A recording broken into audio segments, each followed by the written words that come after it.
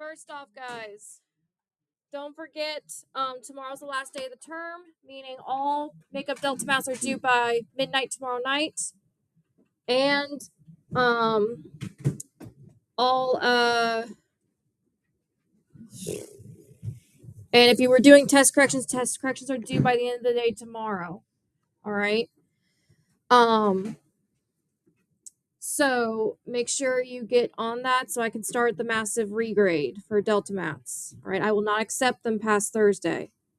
Okay. So if you have any makeup Delta Maths, make sure you get those done. Remember, you don't necessarily have to email me because I want to go back and regrade all of them. All right.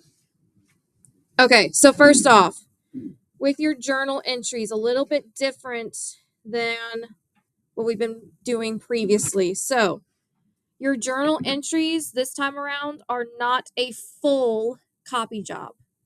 Now, they're majorly copy, okay? But for some of them, not everything is written down. All right, so 3.1, you just copy. 3.2, A, if you notice, this little table right here is blank. All right, that's for you to fill in. It's like, what are some pros of using the TI over Desmos? Pros of using Desmos. Cons and cons. That's stuff for you to come up with. You need to give me at least one for each. All right. 3.2b, that's just copy. 3.3, you just need to make sure you graph these. All right. So the general information's there, but you do need to graph these graphs. All right. So go to Desmos or use a TI, get some points, and just graph them, but you do have to graph those. 3.4, again, mainly copy, but these 3 problems on the back, you do have to do. And I gave you some hints to kind of get you started. It's basically everything you're going to do for these when we get to it, which won't be till tomorrow. Everything you're going to do is going to be put in Desmos. 3.5, 3.6, the only thing you need to do is pull an example out of your notebook. All right. So it's an example for converting from standard form to vertex form, which we won't get to till probably next week. All right. So all you got to do is, since this example is blank, you just got to take one out of your packet when we get to it and just copy it. All right. So 3.7, it's pretty much good. You just have to copy. And then finally, 3-point summary. So the first half of it is done, but the second half is just problems that you need to do. So just graph the graph for all 3 of those, and then find the specific key features that they want. All right. So if you just flat out copy and don't do anything else, I can guarantee you will lose points on your journal. If you want full credit, you've got to answer those questions. All right. So I even said at the top of your journal entries, if there's anything blank on the filled in journal entries, you are responsible for filling them in. All right. It's there in bold and capital letters. So there's no excuse for saying, well, I forgot. The directions are right there. All right. Any questions on what I expect from the journal entries this time around? Now, I'm expecting testing to be sometime late next week. So my suggestion is, do it a little bit at a time so you're not overwhelmed the day before the test. All right, because there are 10 journal entries this time around because it's a big unit. Okay, so make sure you stay on top of that. Any questions? All right, so let's go ahead and go over that warm up. All right, so this is all review from yesterday when we were doing key features. So the first question, they provided us with a parabola, and they want us to ask about the key features. I'm going to call names to give me the key feature. So let's start with Abby. What's the direction of opening, up or down? Opening up. Good. What is the axis of symmetry? Kyrie. X equals 2. Good. It's right here.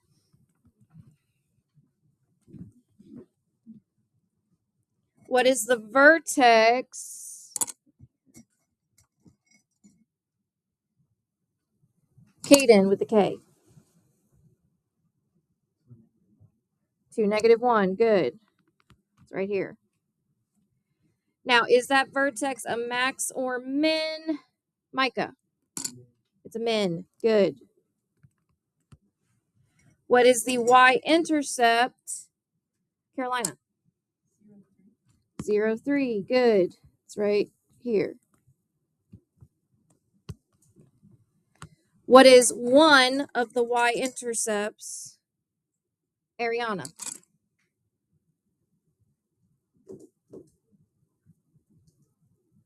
So is one of the x-intercepts Ariana?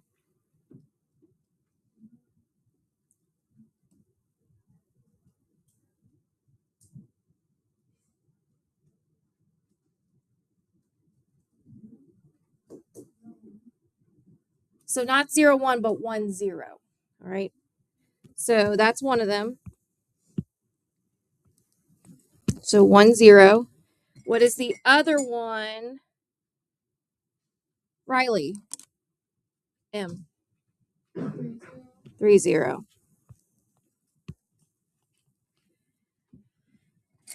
All right. Now, domain and range. You guys, I answered this question a lot for a lot of you guys. So we're going to go over that part together. So for domain, remember, it's your left and rightmost values. So domain, you're looking from left to right. So that's domain. Now remember, the graph itself is deceiving. So I don't want the leftmost x value on the graph. I want it in terms of the function. So if you look at that tail on the left, if it ends with an arrow, it means it's going on forever and ever to the left. So what is the lowest x value? -infinity. So same thing on the right. I'm looking to the right of the graph. Again, misleading because it has that arrow on the end. So what is the highest x value? +infinity. What's another name for that? Domain. All real numbers. I would have taken either one of those. Range. Same thing, but you're going bottom to top. All right.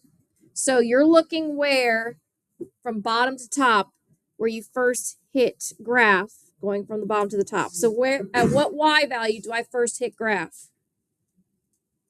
At the bottom. -1. Now, what do I need to put next to that -1? Bracket. But it does go to infinity because it goes up forever and ever. So that's my range. All right, any questions on the key feature side of things? All right, now, very quickly with this one, this is the standard form of A. What's my A value? Not x squared. It's the coefficients. So -1, B, 5, C, 4. So if you notice, A, B, and C in standard form are just the coefficients, all right? Now, B was a little bit different because if you notice, we got a y -5. It's not just y equals. So we actually have to move that 5 to the other side by adding it. So this is y is equal to x squared plus 20x plus 9. So this would be 1, 20, and 9. Finally, letter C, it's already in standard form, so we don't have to rewrite it. And it's 7, -14. Since there's no C value, we say it's 0. Any questions on the warm-up? All right. So today we're kind of continuing on, but we're actually going to learn how to find the axis of symmetry in the vertex without the use of Desmos. All right. Or using a table. It's actually a fairly easy formula. All right. But it does require you to be able to identify A, B, and C of your quadratic function. So I'm on the next page from your warm-up. So remember, standard form of a quadratic equation is f of x is equal to ax squared plus bx plus c. Now, this is known as its standard form. So in this unit, we're going to learn about 3 different forms of a quadratic function. Standard form is the first type, and it's the one that you're most familiar with. All right. Now, some things about it. It's a parabola-shaped graph. So it looks like that U. The axis of symmetry can be found by this formula. X is equal to negative b over 2a. So if you take the b value of your function and the a value of your function, so just the coefficients, put them into this formula, that'll give you your axis of symmetry without actually having to graph it. Now, your y-intercept is just whatever the c value is. So I can automatically tell where my y-intercept is going to be from standard form because of my c value. So the c value helps you get the y-intercept. A and b is used in tandem to get the axis of symmetry. Now, the vertex. So remember, the x value of the vertex is just your axis of symmetry. So you still do negative b over 2a for the x value. Then, whatever you get for that x value, you're going to plug it back into the original function to get the y value. So in other words, plug in for x and evaluate. That's how you get the y value of the vertex.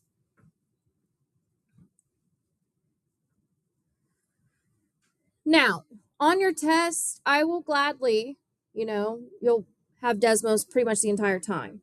But it's still a good thing to know this, just because it'll come in handy, at least when we start getting into like solving. This will come in handy because it's a good practice for plugging things into a formula, because this is a very basic formula. When we get to something like the quadratic formula, which is the next unit, that's not a very basic formula. All right. So using this formula now will kind of help you get used to plugging and chugging into a formula. All right. So again, these are just kind of the steps for the axis of symmetry. So step 1, axis of symmetry. So you use x equals negative b over 2a. And remember, these two are the coefficients. So in other words, numbers only. No x values. So don't put the x squared in there. Don't put the x. I just want the numbers, because coefficients are just numbers. Then once you get the axis of symmetry, you can use that to find the vertex. Because remember, x value of the vertex is the axis of symmetry. And then the y value you get by plugging the x value into the quadratic equation and evaluating it.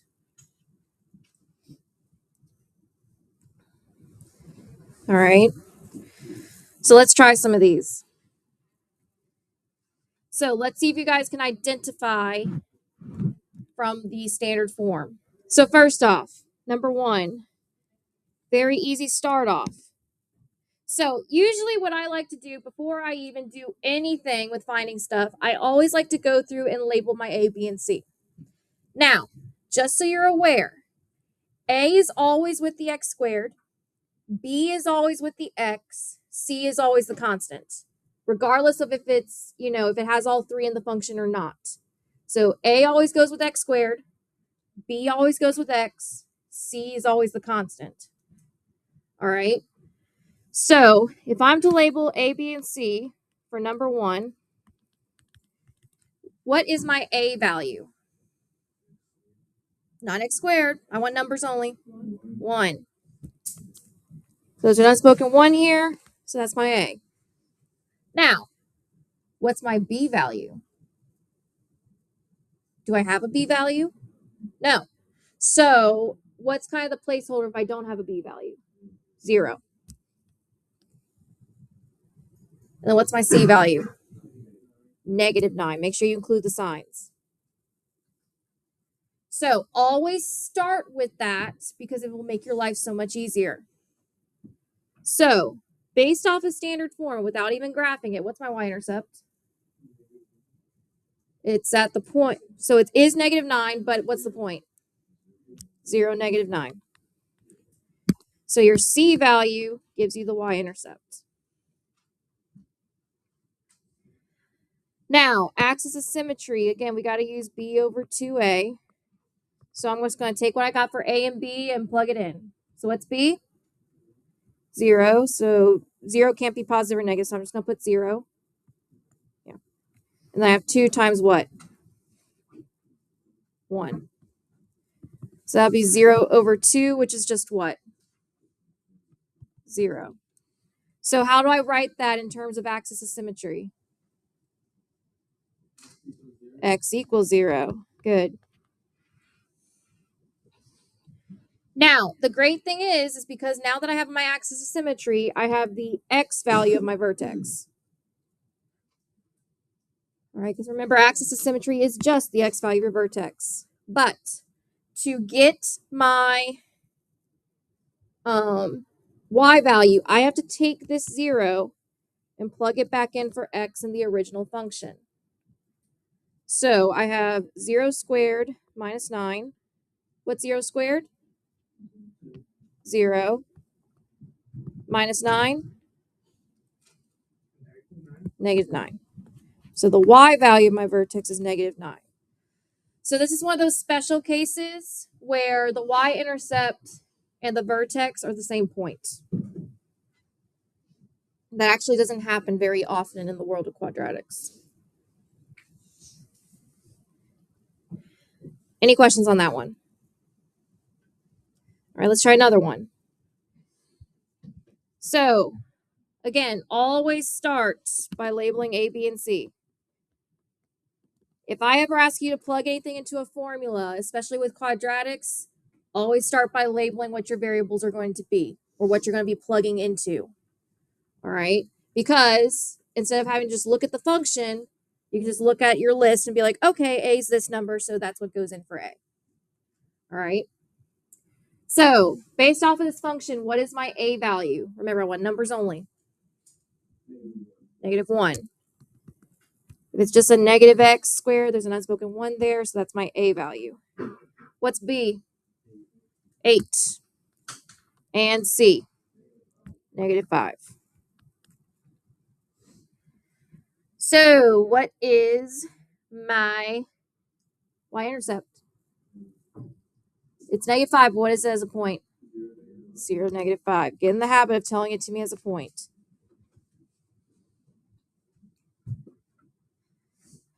All right. Axis of symmetry, still using the formula -b over 2a. So what is my b value? 8. So I'm going to take that 8 and I'm going to make it negative because that's part of the formula. And then 2 over what times what? -1. Good. So I'm going to simplify a little bit. So I got -8 over, what's 2 times -1? -2. Then what's -8 divided by -2? +4. So how would I write that in terms of my axis of symmetry? X equals 4. So you already got the x value of your vertex because that's your axis of symmetry. So how do I get my y value? Plug that 4 in for every x value and evaluate. So I have -4 squared. And I put the negative on the outside because the negative was already there. So I'm not squaring the negative with the 4. All right. Then plus 8 times 4 plus 5. Or -5. Oops.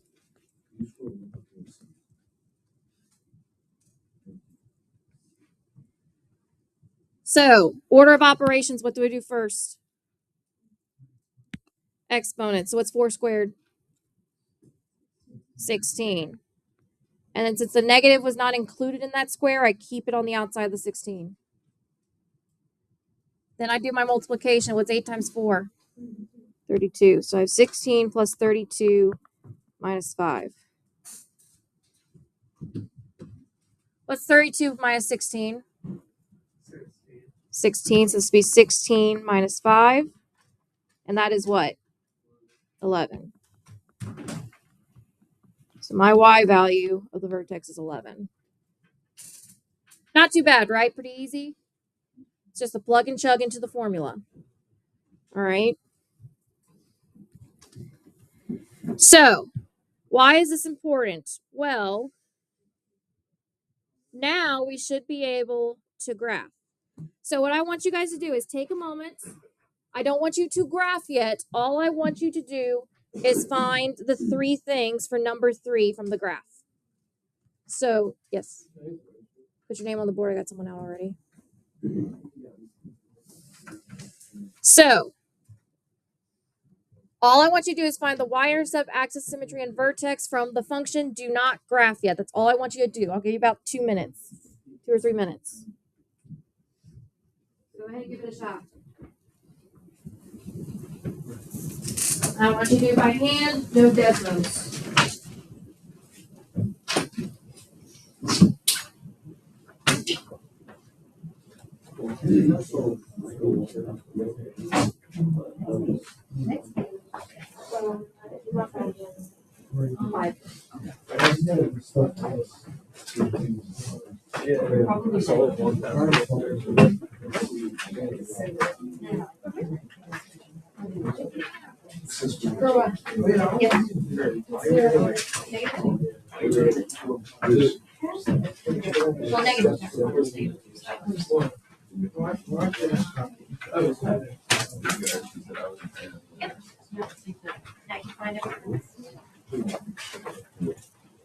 So remember, guys, start by labeling A, B, and C.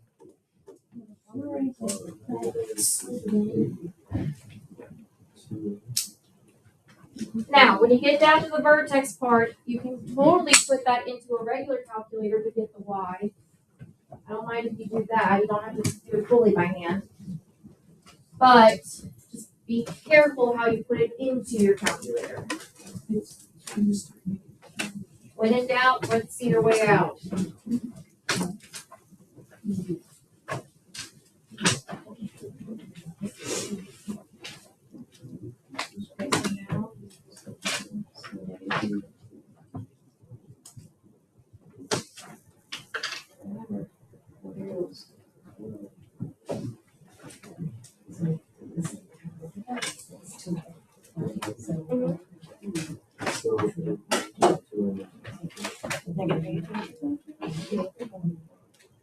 Yeah, 2 times 2.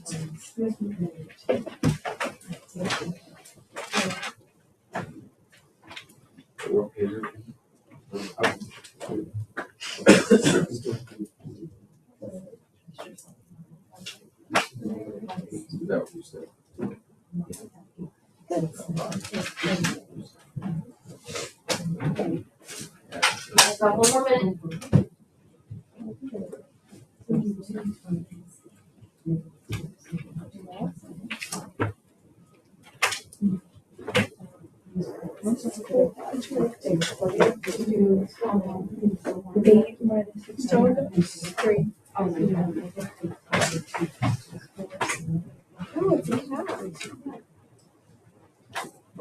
Oh my god.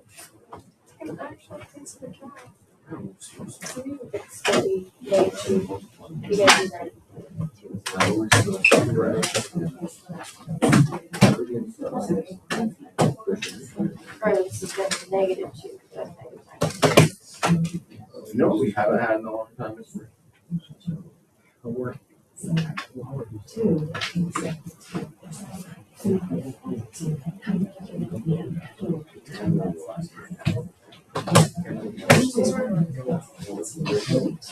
rather have that than help. Yeah, but I'm working back at the very next day. Yeah, but then that means I would get it done immediately.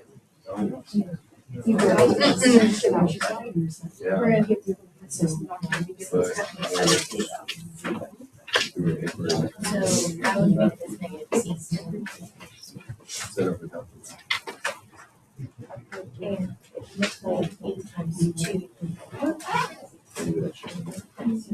probably because like we really have the other things that we're using to probably that's all we know.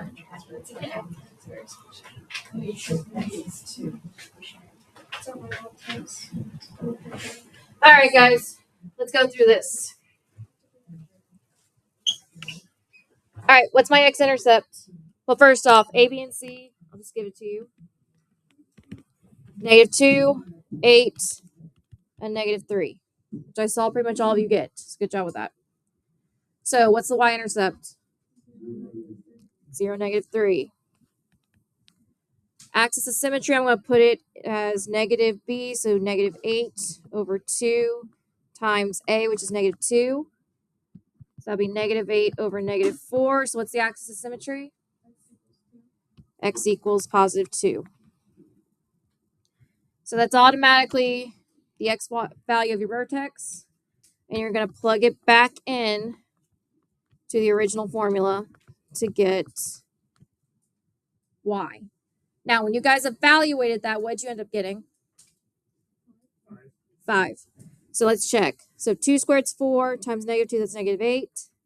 8 times 2 is 16, -3. That would be 8 minus 3, which is in fact 5. Now, here's why the graphing is super easy. We already got 3 out of a good chunk of key features. So we already got some points to play with. So remember what I said, you always start by graphing the vertex. So at 2, 5, I got a vertex.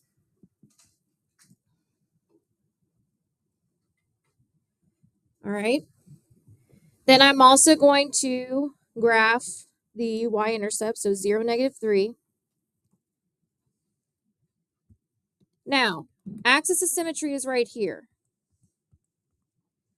Here's my question. What's always true about any point on a quadratic besides the vertex? Right, there's going to be a reflection of it on the other side of the axis of symmetry. So I'm going to look at the y-intercept, count how far away it is from the axis of symmetry, do that same distance on the other side. So it's 2 away. So 2 away on the other side. There's a third point. So in other words, the reflection of the y-intercept would be at 4, -3. And at that point, you have enough to make a generalized picture.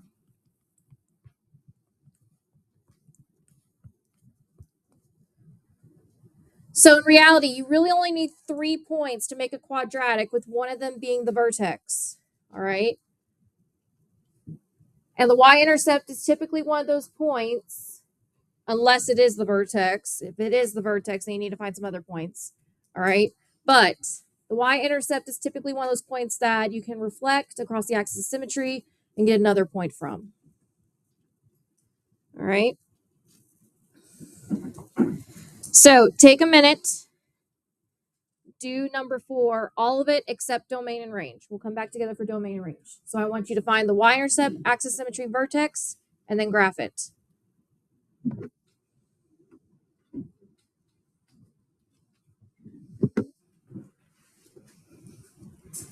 So you don't need to find the domain and range, and I'll leave my example up as a reference.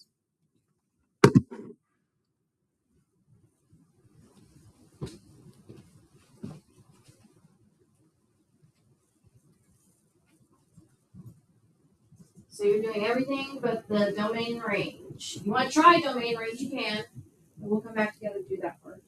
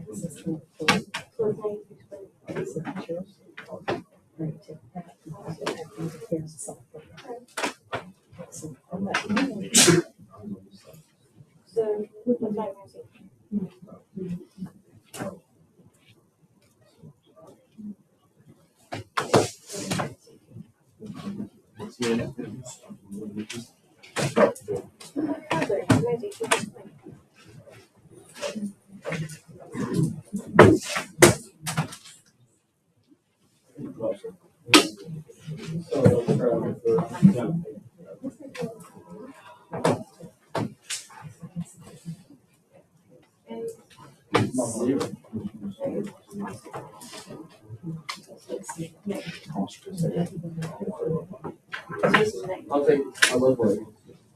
I love one.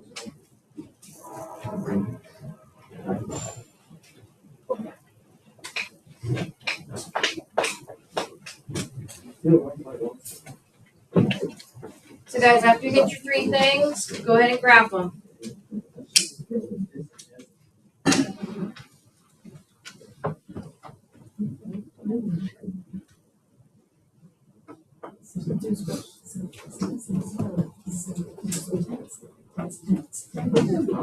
No, it's not -9. It's positive.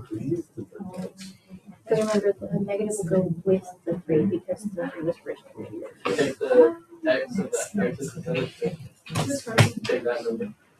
Give the X. Is this like really long? Yeah.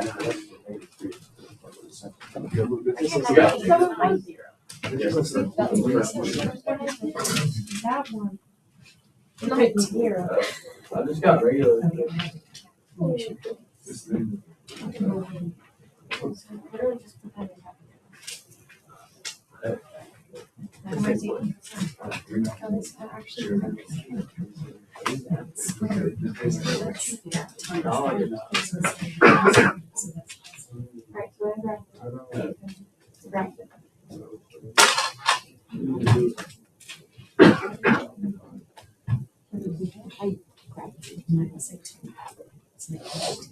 So guys, if you're graphing it, graph your vertex, graph your y-intercept, and use the axis of symmetry to find the third point. It's usually going to be a reflection of the y-intercept.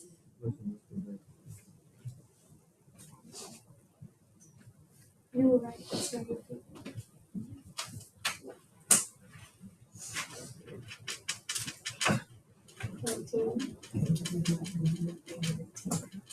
It's not -18 plus right, so like it's -18. You've got that, but 18 -18 is 40.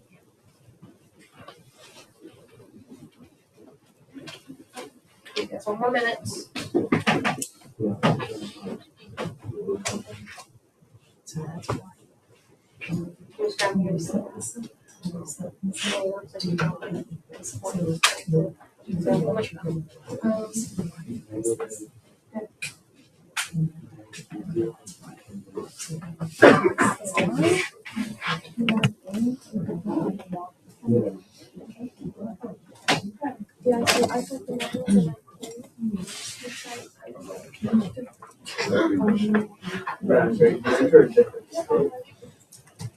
All right, let's come back together.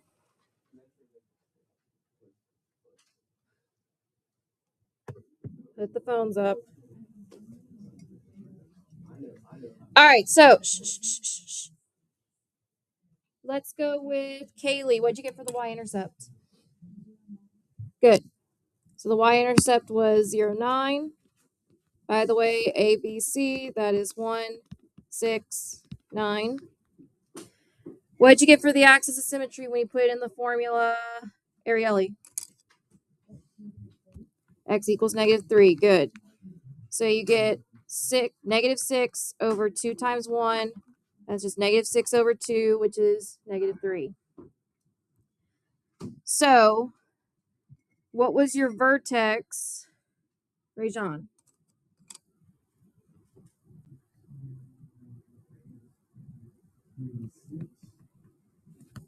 Close. So the y value is not quite.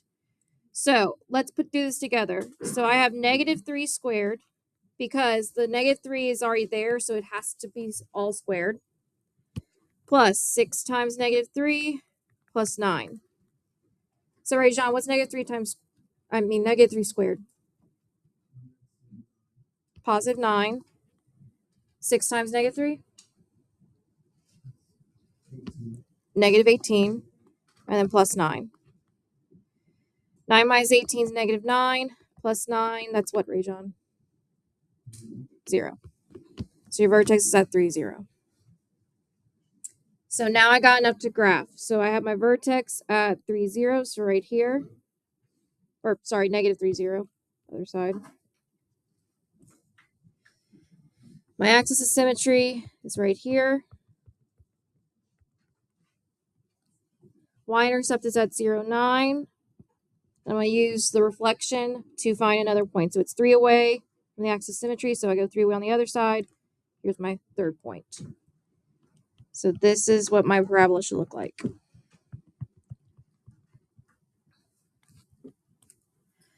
All right, so now that I got a picture of what my parabola looks like, now we can do domain and range.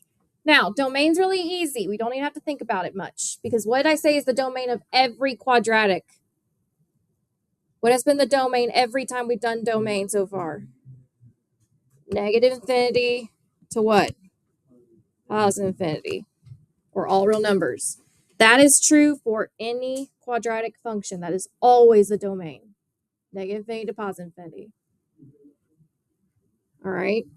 So of all problems for domain, that should be the one you never get wrong. All right. Now, range. So bottom to top, what is my lowest y value?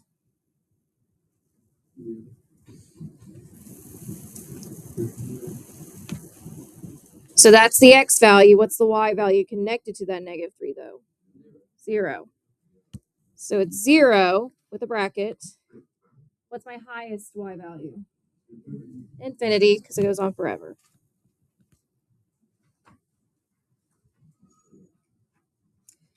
All right. All right, 2 more questions and then we'll be done. Or no, we're close. Not quite 2 more. Maybe 3 more. Okay. So this next one.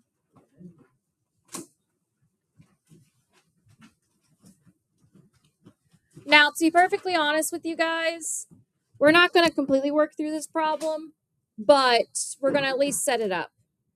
So, if you ever see a problem like this, all right, and they have a funky looking quadratic, put that sucker in Desmos. All right. We'll learn more about that tomorrow. So what they want is for you to use the formula, but I don't expect y'all to use the formula. Like Math 3, you're going to have Desmos the entire time. I'd rather you learn to use Desmos to your advantage. All right. So if it's a simple one like we've been doing, by all means, you can use the formula. But if it's like something that complicated with all decimals and everything, use Desmos. So it says that the path of a ball is modeled by that quadratic where x is the distance down the field and y is the height of the ball, measured in yards. And they want to know what the maximum height of the ball is. So this is a key feature. So if I were to put this in Desmos, which key feature would tell me where the maximum height would be? So what key feature have we learned? That's typically a max or could be a max.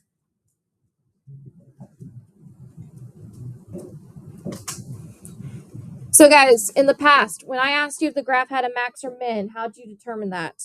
You were looking at what point? The vertex. All right, so if we're trying to find maximum height, we're finding the vertex. All right, now we only need to use one of the values of the vertex. So the vertex is xy, and we want the maximum height. Look at what they said x and y stand for in terms of the problem. Which value is the only thing I need? The x or the y? The y. All right, so if we did this, we would put this in Desmos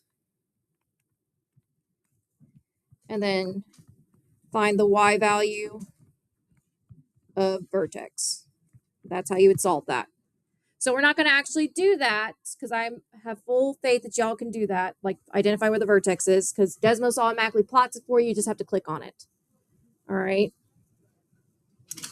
Any questions on 5? All right. Now, 6. All right. We're determining whether it's a max or a min. Okay. So first off, if your quadratic function is not in standard form, you need to put it in standard form. So what will be my standard form of this function? Negative x squared minus 6x plus 3. So that's the standard form of the function. So if I'm finding max or min, what am I actually finding to determine if it's a max or a min? The vertex. So we need part of the vertex, specifically when we need the max and min value. Now, there's something else. So we talked about this yesterday. Who remembers what part of the standard form function tells us what direction the graph is opening? So this was, we talked about yesterday. So who remembers what tells us what direction the graph is opening? So whether it's opening up or down. What part of the standard form can tell us? We can just look at it and know. Not the y-intercept. Nope. Look back at your notes, guys. It's in there.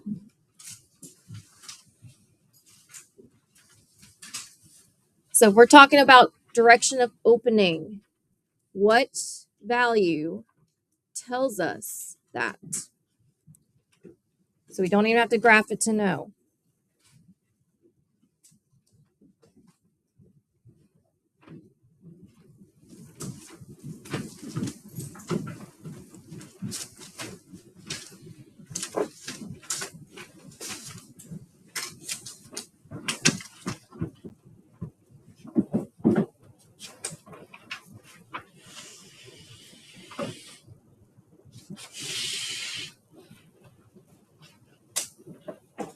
Ow.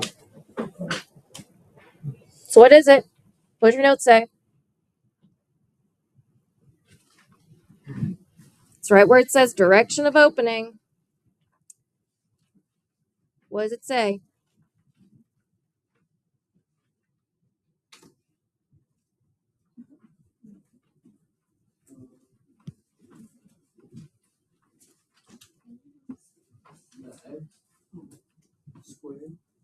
What part of the x squared though? The a value. Good. So max or min, that comes from the direction of opening, and it's whether it's a positive or negative a. So whatever the a value is, if it's positive, it's opening up, which means we have a what? If it opens up, what do we have? A min. If it's negative, it opens down. All right, which means we have a max. So if my a, b, and c is -1, -6, and 3, is my a value positive or negative? Negative. So am I going to have max or min? It's a max because it's going to open down. So because of this a value, it's negative. So we know.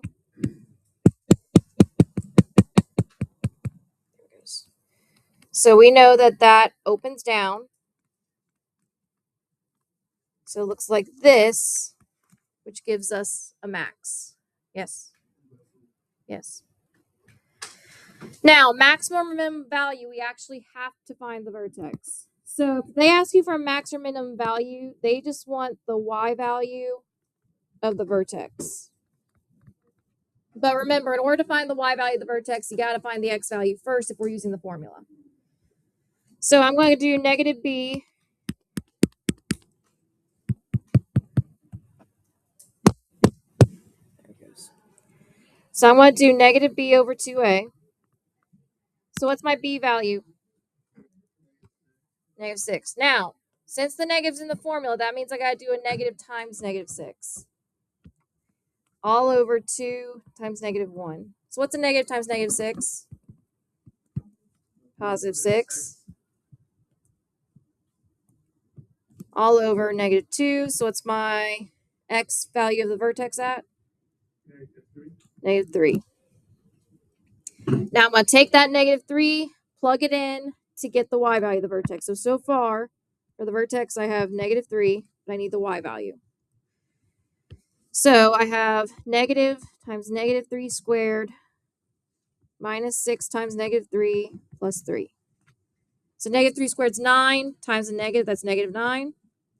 Negative 6 times negative 3 is positive 18, and then plus 3. So negative 9 plus 18 is 9, plus 3, that's 12. So that's my vertex.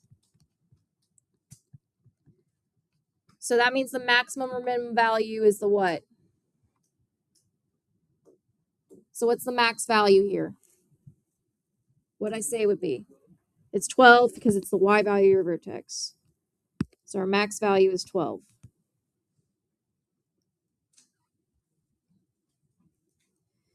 Now, domain, we don't even have to graph it. Because what I say the domain is for any quadratic, always. Negative infinity to positive infinity. Now, the max and min value helps us find the range because that's the y value of the vertex, which we know is either going to be our highest or lowest y value. So in this case, is the 12 my highest value or my lowest y value? Well, is it a max or min? It's a max. That means it's going to be my highest. All right. So that means if it's the highest, is it going to go to the left or to the right in the range? Think about it. We always go from lowest to highest when we do any kind of interval. So is that 12 going to go on the left side of the comma or the right side of the comma? If it's the highest, I basically just told you it's the right side. So that means, again, since it opens down, the arrows are pointing downwards. That means the lowest most y value is what? Negative infinity. Now, again, by all means, if this was, if this was on a test, use Desmos and look at the graph, all right? But I just wanted to show you that you don't necessarily need it to look at it, all right? Okay, last thing. So number 1, this is the last one we'll do. Based on what the graph looks like, we want to determine which of these functions could possibly match that graph. So first off, what are 2 options that we can automatically eliminate? We can eliminate 4, but we can't eliminate 3. I can also eliminate what? We can eliminate 2. Why can I eliminate 2 and 4? Because they're not negative. The a values are not negative. Why do the a values have to be negative? Right. It opens down. So it opens down. So that means we have a negative a value. Now, based off any other key features, what do you think? So just by looking at the function without putting it into a formula or anything, what's the other key feature that we can get without putting it into a formula? the y-intercept. All right, now look at where the y-intercept is on the graph. So the y-intercept's right here. Is that y-intercept going to be positive or negative? Positive. So we have a positive y-intercept. So that means that what value has to be positive? So what value gives us the y-intercept? The c. So which of those two functions has a positive c? So 3 would be the function. So guys, if they just give you a graph and they ask you to determine which function will possibly be the graph, that's kind of how you reason through it. All right, you first look at whether it's opening up or down. That'll tell you what your a value needs to be. Then check the y-intercept. If it's positive y, that c value should be positive. If it's negative, the c value should be negative. Any questions on this stuff? All right, so now you should be able to complete that delta math that I assigned you yesterday. I mean, you got 10 minutes. You could start it if you want. But if you want something to do without having to pull out your laptop, you can always work through some of the problems on page 18, just for practice, if you don't want to pull out your Chromebook right now.